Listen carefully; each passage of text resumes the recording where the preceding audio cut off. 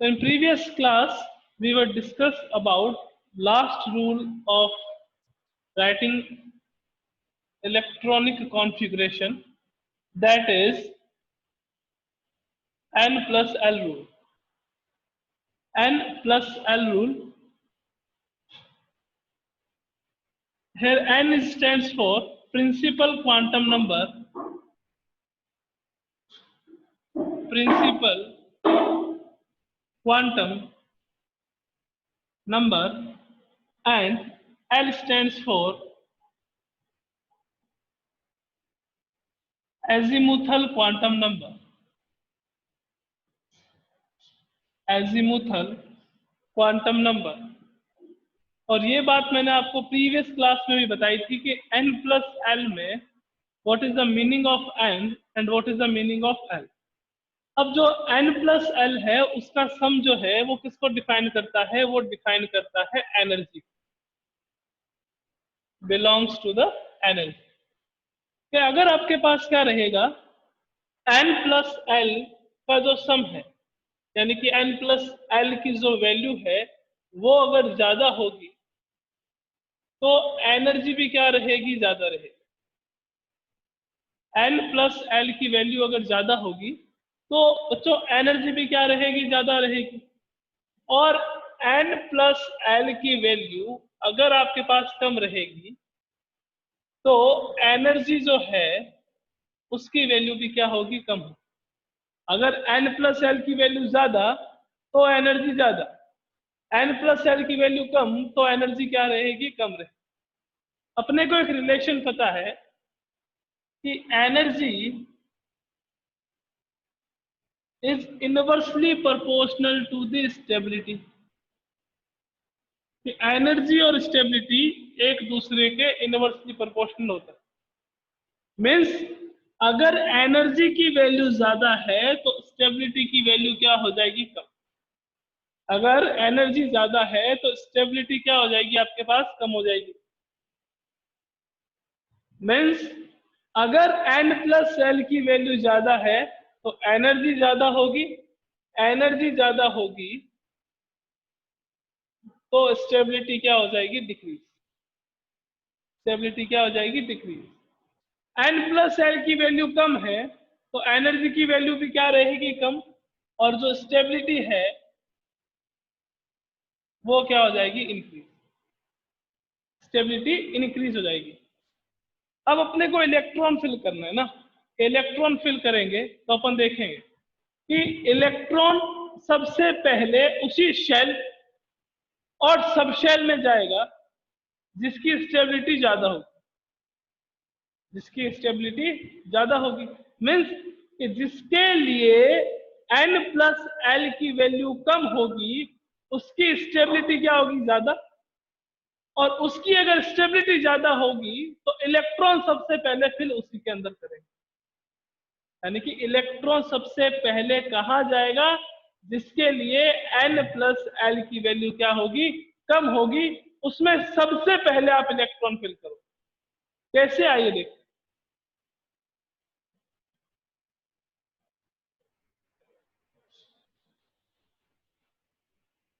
अब मैंने आपको दो चार बातें बताई थी स्टार्टिंग में जब अपन ने क्वांटम नंबर स्टार्ट करी थी. क्या थी वो बातें? कि अपने को सबसे पहले ये पता है कि नंबर ऑफ सब शेल वो ऑलवेज इक्वल होती है किसके? नंबर ऑफ शेल के. Number of sub shell always equal होती है नंबर ऑफ शेल के. कहने का क्या मीनिंग हुआ कि अगर आपके पास फर्स्ट शेल है, अगर आपके पास फर्स्ट शेल है तो उसमें सब शेल भी कितनी होगी? 1. सेकंड में कितनी हो जाएगी? 2. थर्ड में कितनी हो जाएगी? 3. फोर्थ में कितनी हो जाएगी? 4. यानी कि अपन ने जो सब शेल पढ़ी है वो कौन सी पढ़ी है? S, P, D, F. S, P, D, F. तो सब शेल जो है वो F के बाद भी हो सकती है, G हो सकता है, H हो सकता है. बट अपने को किसके बारे में पढ़ना है? अपने को S, P, D, F के बारे में पढ़ना है. बिकॉज नेचर में जितने एलिमेंट नॉन है उस एलिमेंट के इलेक्ट्रॉनिक कॉन्फ़िगरेशन के लिए F सब शेल सफिशिएंट। आइए देखते हैं इलेक्ट्रॉन कैसे बढ़ते हैं। सबसे पहले शेल आएगी फर्स्ट शेल। फर्स्ट शेल में सब शेल कौन सी होगी? S। तो उसको आप क्या लिखोगे? 1s। फर्स्ट शेल में सब शेल कौन सी होगी? S। तो इसको अपन लिखेंगे 1s। अब फर्स्ट शेल में एक ही सब शेल होगी, वो ओनली कौन सी रहेगी? S रहेगी। नेक्स्ट देखते हैं सेकंड शेल। सेकंड शेल में दो सब शेल होगी, एक 2s होगा और एक आपके पास 2p होगा, क्योंकि number of sub shell is always equals to the number of shell. तो फर्स्ट शेल है, इसमें एक ही सब शेल होगी S। सेकंड शेल है, उसमें दो सब शेल होगी, एक आएगी S और दूसरी कौन सी आएगी? P। थर्ड की बात कर लेते हैं। 3s, 3p एंड 3d, क्योंकि number of sub shell number of shell के इक्वल होती है। तो थर्ड शेल है S, P, D, तीन सब शेल इसमें प्रेजेंट होगी। आगे बात करते हैं फोर्थ की। 4s, 4p, 4d and 4f। इसमें आपके पास चार सब शेल रहेगी, S, P, D, F। आगे बात करते हैं 5 की। तो 5s, 5p, 5d, 5f। अब यहां देखिएगा, मैंने आपको कहा कि number of sub shell number of shell के बराबर होती है, दोनों एक दूसरे के क्या होगी? इक्वल। बट यहां पे आप 5g नहीं लिखो, क्योंकि मैंने अभी बताया कि जितने भी एलिमेंट नॉन है, उस नॉन एलिमेंट में F सब शेल तक ही इलेक्ट्रॉन फिल होता है, G में भरने की रिक्वायरमेंट ही नहीं। तो जो आगे नंबर्स लिख रखे हैं, ये किसकी वैल्यू बताती है? ये बताती है वैल्यू ऑफ n। ये आपके पास रहती है वैल्यू ऑफ n, यानी कि प्रिंसिपल क्वांटम नंबर को एक्सप्लेन करती है। यहां पे जो आपने अल्फाबेट लिखे हैं S, P, D, F, ये आपको बताते हैं वैल्यू ऑफ L। तो आइए देखते हैं n की वैल्यू कैलकुलेट करें, L की देखें। n की वैल्यू इसके लिए 1, 2, 2, 3, 3, 3, 4, 4, 4, अगेन 4, 5। ये आपके पास आ गया n की value.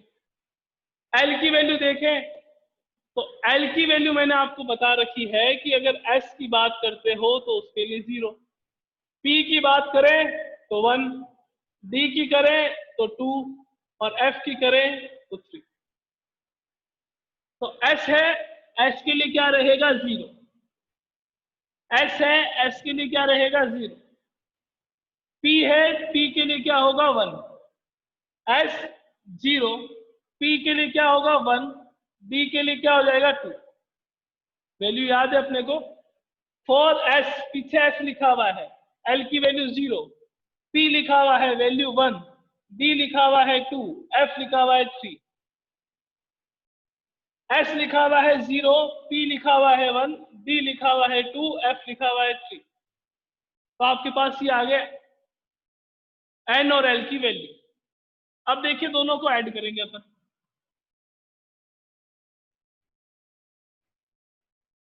N plus L, 1 plus 0 आपके पास क्या रहेगा? 1। 2 प्लस 0 आपके पास क्या आ जाएगा? 2। 2 प्लस 1 आपके पास क्या आ जाएगा? 3। 3 प्लस 0 आपके पास क्या आ जाएगा? 3। 3 plus 1 4, 3 plus 2 5, 4 plus 0 4, 4 plus 1 5, 4 plus 2 6, 4 plus 3 7, यहाँ 5, यहाँ 6, यहाँ 7 और यहाँ 8। ये आपके पास क्या आ गया? N प्लस L की वैल्यू। मैंने आपको कहा कि N प्लस L की वैल्यू जिसके लिए कम होगी, इलेक्ट्रॉन सबसे पहले उसी में फिल करेंगे। यानी कि सबसे पहले इलेक्ट्रॉन कहां आएगा? 1s। 1s के बाद में 2s में। सबसे पहले इलेक्ट्रॉन 1s में, 1s के बाद 2s में। फिर 2p के लिए भी वैल्यू 3 और 3s के लिए भी वैल्यू 3।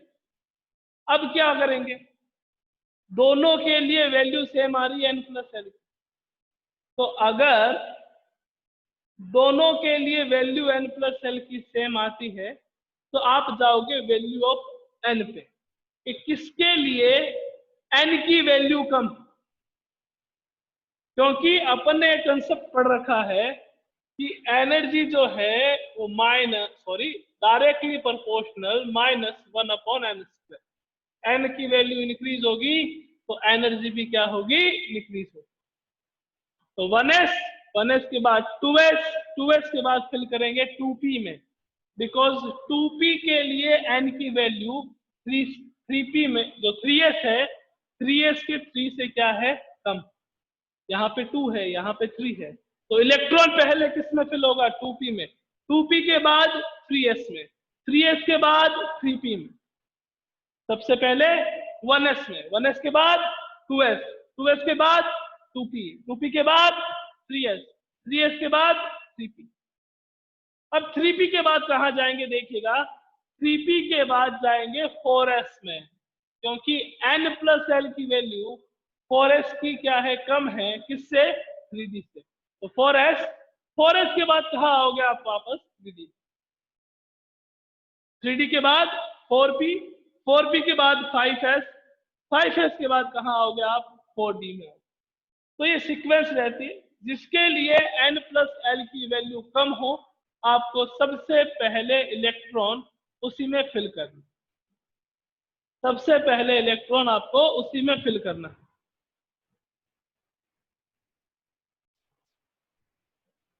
तो ऐसे आप इलेक्ट्रॉन फिल करते हो कि सबसे पहले किसमें करेंगे, जिसके लिए n+l की वैल्यू कम हो। n+l की वैल्यू जिसके लिए कम होगी, इलेक्ट्रॉन सबसे पहले उसी में फिल करेंगे, क्योंकि उसकी स्टेबिलिटी ज्यादा होती है, ठीक है ना। और हर एक, चाहे आप इंसान की बात करो, चाहे आप इलेक्ट्रॉन की बात करो, सब क्या चाहते हैं, स्टेबिलिटी। स्टेबिलिटी के लिए इलेक्ट्रॉन सबसे पहले 1s में जाएगा। तो आइए देखते हैं कुछ एग्जांपल्स इसके।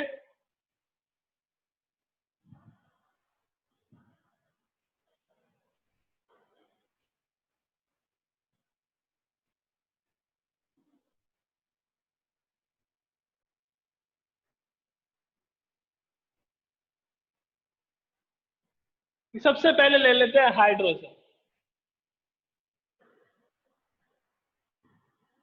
हाइड्रोजन का एटॉमिक नंबर कितना होता है, कि हाइड्रोजन का एटॉमिक नंबर 1 होता है। और अपने को एक बात पता है, स्टार्टिंग से करते आ रहे हैं, एटॉमिक स्ट्रक्चर पढ़ते हैं जब से आ रहे हैं, 9th से पता है अपने को कि atomic number is always equals to the atomic number is always equals to the number of electrons। atomic number और number of electron always क्या रहता है, इक्वल। यहाँ पे हाइड्रोजन का एटॉमिक नंबर 1 है, तो इसमें इलेक्ट्रॉन भी कितने होंगे, 1। और सबसे पहले इलेक्ट्रॉन किसमें भरा जाता है, सबसे पहले इलेक्ट्रॉन भरते हैं 1s, तो अपन लिखेंगे 1s। कितने इलेक्ट्रॉन फिल करें, तो सर एक ही तो है, तो एक ही तो है, तो अपन यहां लिखेंगे 1s1। तो 1 क्या बताता है, मैंने बताया नंबर ऑफ शेल, यानी कि n की वैल्यू बताता। s क्या बताता है, वैल्यू ऑफ l, l की बताएगा तो m की भी बता देगा। यहाँ पे 1 क्या हो गया, number of electron, number of electron. Hydrogen के बाद बात करें, हाइड्रोजन के बाद अपने पास आता है हीलियम। एटॉमिक नंबर अगर हीलियम की बात करूं तो 2 होता है, ये सबको पता है। हाइड्रोजन के बाद हीलियम आता है ना। अभी तक तो 30 तक के एटॉमिक नंबर के आपको एलिमेंट्स याद होंगे, पर आगे चलेंगे तो पूरी पीरियोडिक टेबल अपने को याद करनी है। तो इलेक्ट्रॉन सबसे पहले 1s में कितने, 2। तो कॉन्फ़िगरेशन क्या हो गया इसका, 1s2। 1 number of shell, s sub shell, और 2 आपके पास क्या हो गए, इलेक्ट्रॉन। कि सर वो एक ऑर्बिटल नाम की भी चीज थी, जरूर थी, एकदम थी, कोई दिक्कत नहीं है। तो ऑर्बिटल में कैसे फिल करेंगे कि s में एक ही ऑर्बिटल होता है और इसमें एक ही इलेक्ट्रॉन है, तो वो क्या रहेगा, क्लॉकवाइज। कि सर नीचे वाले में, अरे नीचे वाले की क्यों चिंता करते हो, एक यहां आ गया, एक एंटी क्लॉकवाइज आ गया, एक क्या आ गया, क्लॉकवाइज, और दूसरा कौन सा आ गया, एंटी क्लॉकवाइज। इसके लिए s की वैल्यू बेटा जी हाफ होगी प्लस की, और इसके लिए क्या होगी, माइनस की, क्योंकि ये क्लॉकवाइज डायरेक्शन है, ये एंटी क्लॉकवाइज डायरेक्शन है। टोटल स्पिन 0, प्लस हाफ और माइनस हाफ को ऐड करोगे तो क्या हो जाएगा, 0। कि सर लिथियम का बता दो, अभी बता देते हैं लिथियम का। लिथियम का एटॉमिक नंबर कितना होता है कि भैया 3। अब कुछ बच्चे होते हैं वो ऐसे लिख देते हैं, इसका कॉन्फ़िगरेशन 1s3, गलत हो गया ना, 1s3 नहीं हो सकता, कि इसका कॉन्फ़िगरेशन 1s2 1p1, ये भी क्या हो जाएगा, गलत। अब उसका रीजन क्या कि मैं एस सबशेल की बात करूं तो एस सबशेल में मैक्सिमम इलेक्ट्रॉन कितने होंगे, 2, 2 से ज्यादा कैपेसिटी ही नहीं है उसकी, 2 से ज्यादा उसकी कैपेसिटी नहीं है, तो वो 2 ही रखेगा। आपने अगर 3 कर दिए तो ये क्या हो जाएगा, रॉन्ग। सर 1s2 1p1, तो भैया अपन काफी दिनों से बता रहे हैं हम आपको कि नंबर ऑफ शेल और नंबर ऑफ सब शेल एक दूसरे के क्या होती है, इक्वल होती है। तो भैया जब शेल ही फर्स्ट है तो सब शेल 2 कैसे होगी, पॉसिबल है क्या, नहीं ना। तो 1s2 और 1p1 भी क्या हो जाएगा, गलत। तो सर सही क्या होगा, सही होगा 1s2, 1s2 के बाद क्या आता है, 2s1, 1s2 2s1, ये इसका कॉन्फ़िगरेशन। और सर इसका ऑर्बिटल अभी बता देते हैं, ये 1s2 वाला, और ये कौन सा हो गया, 2s1 वाला, ये 1s2 और ये कौन सा हो गया, 2s1, ये ऑर्बिटल हो गया। एक और बात बताऊं आप, कि अगर आप कोई एलिमेंट का इलेक्ट्रॉनिक कॉन्फ़िगरेशन लिख रहे हो, अगर आप कोई एलिमेंट का इलेक्ट्रॉनिक कॉन्फ़िगरेशन लिख रहे हो और उससे पहले कोई इनर्ट गैस आ जाए, उससे पहले कोई इनर्ट गैस आ जाए, तो आप ऐसे भी लिख सकते हो, दैट हीलियम 2s1। ये हीलियम क्या शो करता है, स्क्वायर ब्रैकेट में, कि आपने 2 इलेक्ट्रॉन भर दिए हैं, पहले 2 इलेक्ट्रॉन्स आपने फिल कर दिए हैं, उसके बाद ये 2s1, ठीक है ना। तो नंबर ऑफ इलेक्ट्रॉन्स काउंट करना जरूर बहुत ज्यादा इक्वल आ रहे हैं कि नहीं। ये सर नाइट्रोजन का बता दो, अभी बता देते बेटा जी नाइट्रोजन का भी।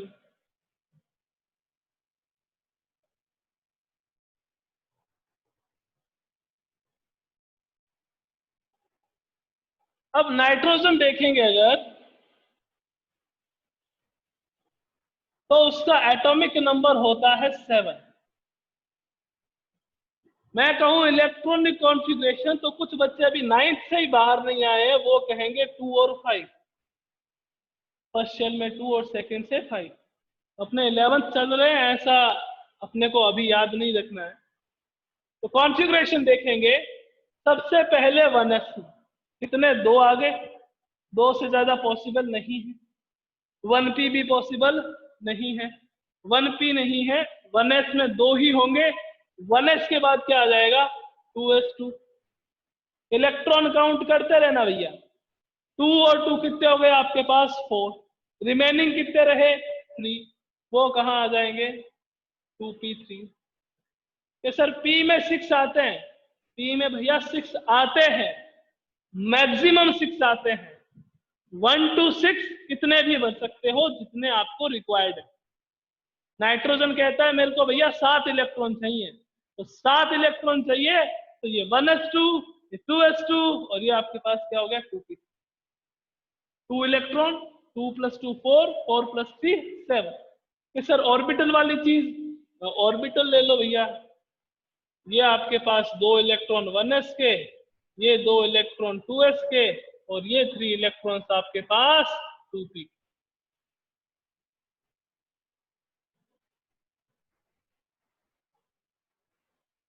One S two, 2s2, 2p3। Okay, कि सर 10 के बाद बता दो, अभी बता दे, मैं सारे बता दूंगा, फिर आपको 2-4 आपको बताने। कि एल्यूमिनियम की बात कर लेते हैं। एल्यूमिनियम का एटॉमिक नंबर क्या हुआ? 13। तो नंबर ऑफ इलेक्ट्रॉन्स भी क्या होंगे? 13। सबसे पहले इलेक्ट्रॉन किसमें फिल करोगे? कि सर 1s में, फिर 2s में, फिर 2p में। कितने हो गए? 6।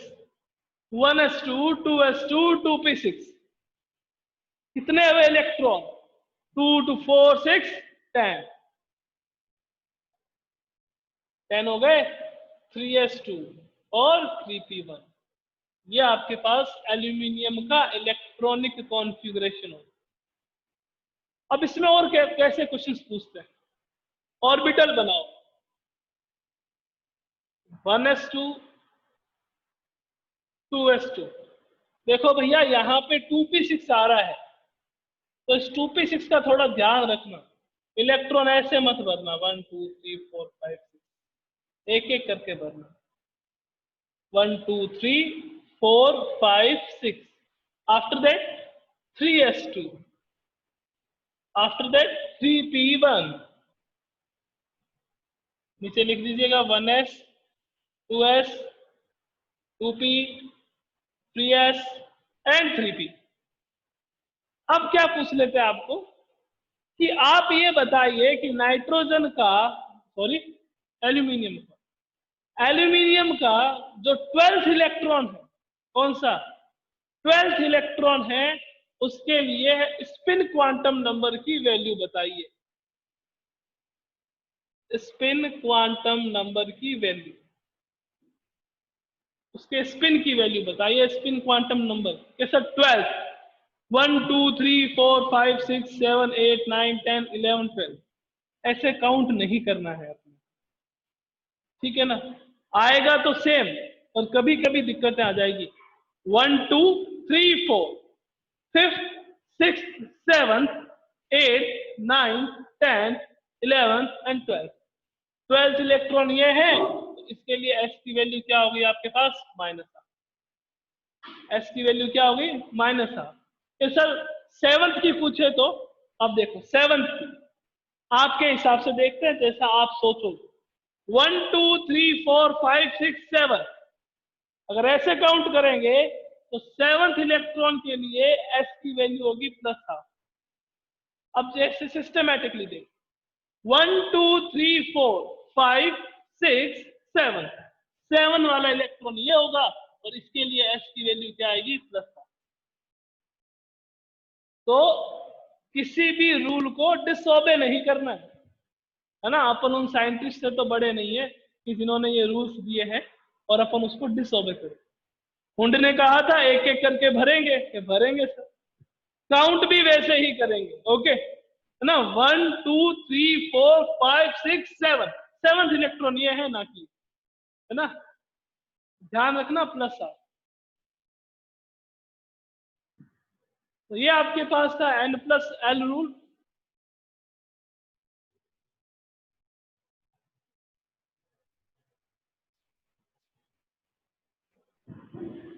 चलिए आगे कुछ बात कर लेते हैं।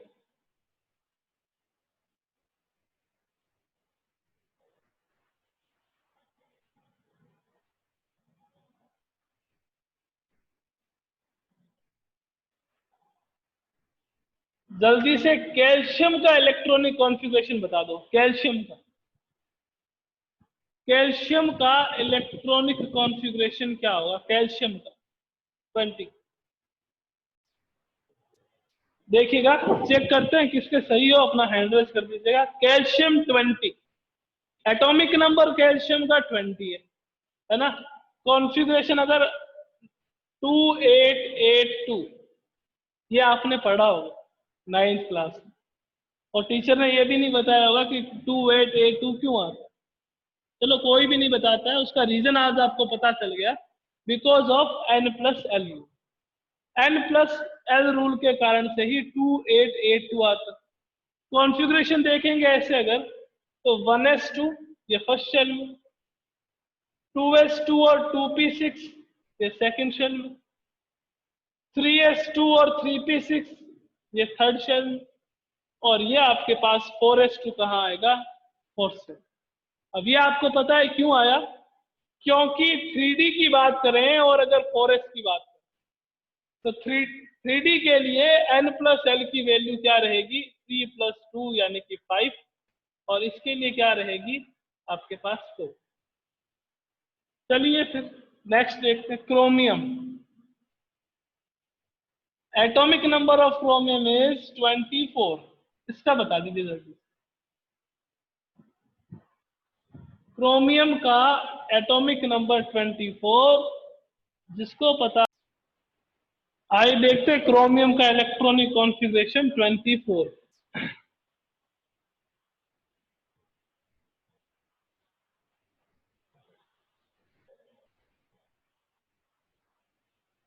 क्रोमियम एटॉमिक नंबर 24 है ना। अपन इलेक्ट्रॉनिक कॉन्फ़िगरेशन लिखना स्टार्ट करते हैं, 1s2, 2s2, 2p6, 3s2 और 3p6। इलेक्ट्रॉन्स काउंट कीजिएगा, 2, 4, 10, 12, 18, 6 इलेक्ट्रॉन्स आर स्टिल रिमेनिंग। तो अपन देखेंगे कि अपन ने कर दिया भैया 3p के बाद 4s आता है और फिर आपके पास 3d आता है। तो इलेक्ट्रॉनिक कॉन्फ़िगरेशन अपन सोचते हैं कि ऐसा होगा, इसको और कैसे लिख सकते हैं, आपने लिखा आर्गन 4s2 3d4, ये अपन ने लिखा जो एक्चुअली अपन सीखते हैं उसके अकॉर्डिंग। बट यहां एक एक्सेप्शन है, ये नहीं होगा। ये सर क्यों नहीं होगा? मैंने आपको बताया था कि हाफ फील्ड इलेक्ट्रॉनिक कॉन्फ़िगरेशन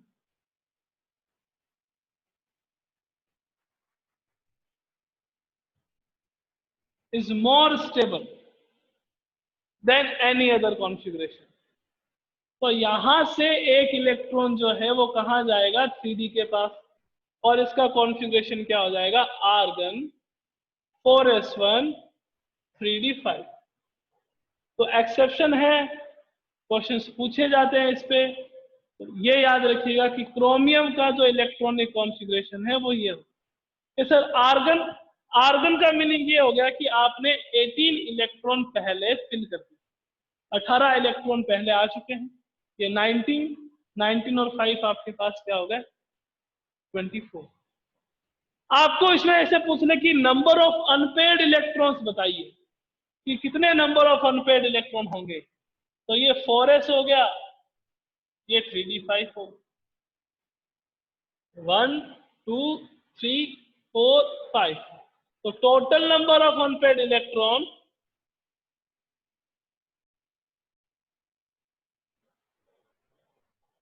वो आपके पास कितने आ जाएंगे, 6।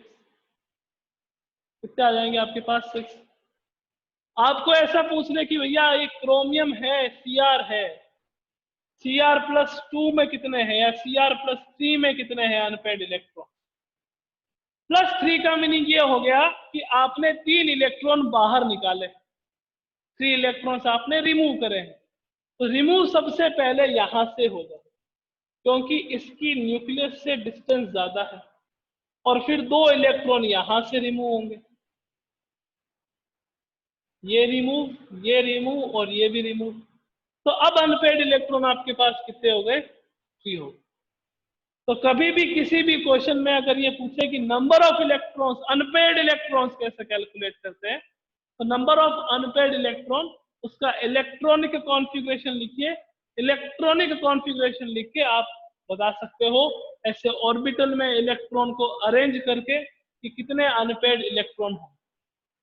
और अनपेयर्ड इलेक्ट्रॉन अगर आपके पास आ जाए तो आप इजीली बता सकते हो कि उसका मैग्नेटिक मोमेंट कितना होगा। इसका फॉर्मूला मैंने आपको बताया। ओके, तो आज की क्लास में इतना ही। अब लेंगे अपन डाउट्स। कि किसी स्टूडेंट के क्या डाउट्स आए आज की क्लास के रिगार्डिंग, आइए देखते हैं।